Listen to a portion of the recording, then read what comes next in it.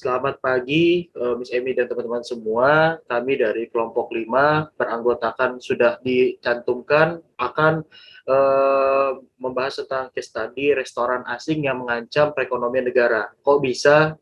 Penjelasannya ada di setelahnya. Next slide. Case study-nya adalah kasus yang diambil yaitu restoran makanan asing baik dari Amerika Serikat ataupun Korea Selatan yang sedang booming di Indonesia.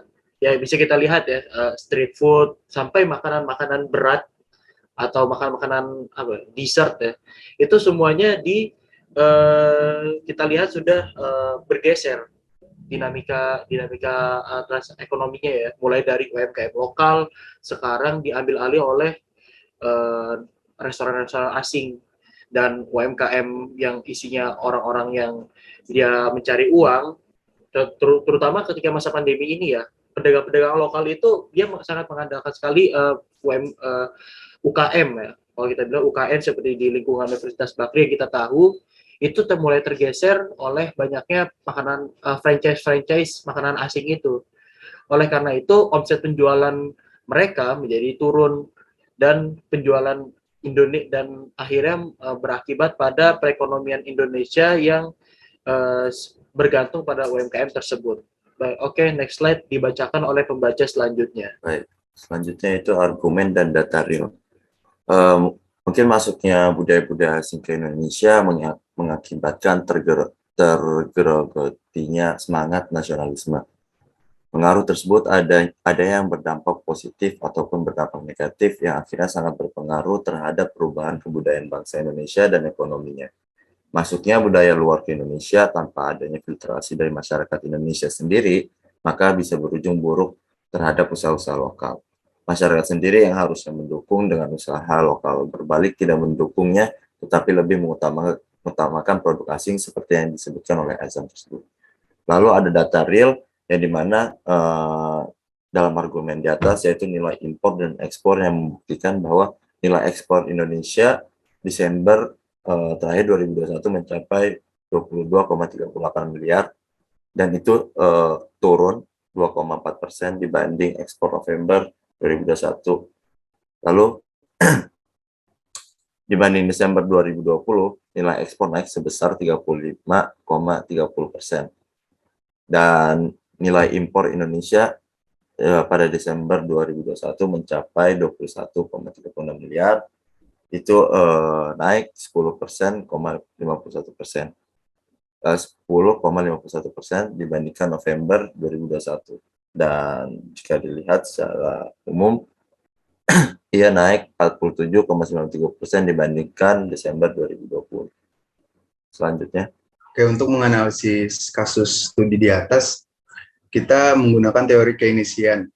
Pada tahun 1930, John Maynard Keynes, perintis ilmu makroekonomi, mengeluarkan buku yang berjudul General Theory of Employment, Interest and Money. Melalui buku inilah Keynes mengeluarkan gagasan tentang perlunya kebijakan intervensi pemerintah. Gagasan ini dilatar belakangi oleh peristiwa Great Depression yang membuat tingkat pengangguran luar biasa tinggi. Gagasan yang dikeluarkan oleh Keynes merupakan pijakan yang menyadarkan para pelaku ekonomi akan pentingnya peranan pemerintah dalam perekonomian. Kebijakan intervensi pemerintah dalam ekonomi pun berkembang, yang tentunya semakin menyesuaikan dengan kondisi pasar. Muffat menyatakan bahwa peran pemerintah dalam ekonomi sejatinya dibagi menjadi 3 hal, yaitu yang pertama, untuk mengatasi adanya kegagalan pasar akibat pemenuhan kebutuhan pasar yang tidak optimal, termasuk di dalamnya penyediaan barang publik. Yang kedua, mengendalikan eksternalitas seperti munculnya dampak lingkungan akibat industri. Dan yang terakhir, mendorong kompetisi atau persaingan pasar yang sehat. Next, kenapa kami memilih teori Keynes? Karena teori Keynes mengatakan bahwa permintaan agregat diukur sebagai jumlah pengeluaran rumah tangga. Bisnis dan pemerintah merupakan kekuatan pendorong terpenting dalam ekonomi. Teori ini beranggapan bahwa konsumsi yang dilakukan oleh seseorang akan menjadi pendapatan untuk orang lain pada suatu perekonomian yang sama. Alasan mengapa menggunakan teori Keynes ini, karena di teori ini menegaskan bahwa sektor ekonomi swasta atau pasar bebas tidak memiliki mekanisme penyeimbang itu sendiri. sehingga tidak selalu menghasilkan ekonomi yang efisien. Oleh karena itu, para ekonom Keynesian membenarkan intervensi pemerintah melalui kebijakan publik yang bertujuan untuk mencapai ketenaga kerjaan dan stabilitas harga yang pas. Contohnya di beberapa region atau daerah seperti Sumatera Barat, Padang, yang meminimalisir gerai makanan cepat saji atau franchise-nya untuk guna strategi untuk pengunggulan makanan tradisional mereka sendiri. Berikut kelemahan teori Keynes adalah jika hubungan pemerintah dan swasta tidak akur, maka pasar yang paling menguasai adalah pemerintah, sehingga swasta menjadi tidak lebih mengapresiasi kreativitas karena terlalu dibatasi. Di poin 1, Keynes tidak memperhatikan perubahan harga terhadap pendapatan nasional dan pengeluaran agregat. Kedua, atau terakhir, dalam menentukan keseimbangan nasional, Keynesian mengabaikan penawaran agregat.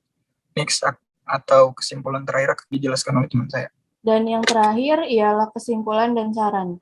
Adanya restoran yang sedang booming ini, baik negara Amerika Serikat atau Korea Selatan, yang mengakibatkan lunturnya UMKM yang ada di Indonesia. Sehingga omset penjualan turun dikarenakan dampak dari makanan luar negeri yang masuk ke Indonesia. Sarannya ialah yang pertama, seharusnya peluang usaha secara internasional ini menjadi terbuka lebih sehingga para pengusaha dapat menjangkau pangsa pasar di negara lain. Kedua, terbukanya banyak lapangan pekerjaan baru sehingga angka pengangguran di suatu negara akan berkurang. Dan yang ketiga, masuknya produk-produk bermanfaat dari mancanegara di pasar domestik. Sekian dari kelompok 5, kurang lebihnya mohon maaf. Wassalamualaikum warahmatullahi wabarakatuh.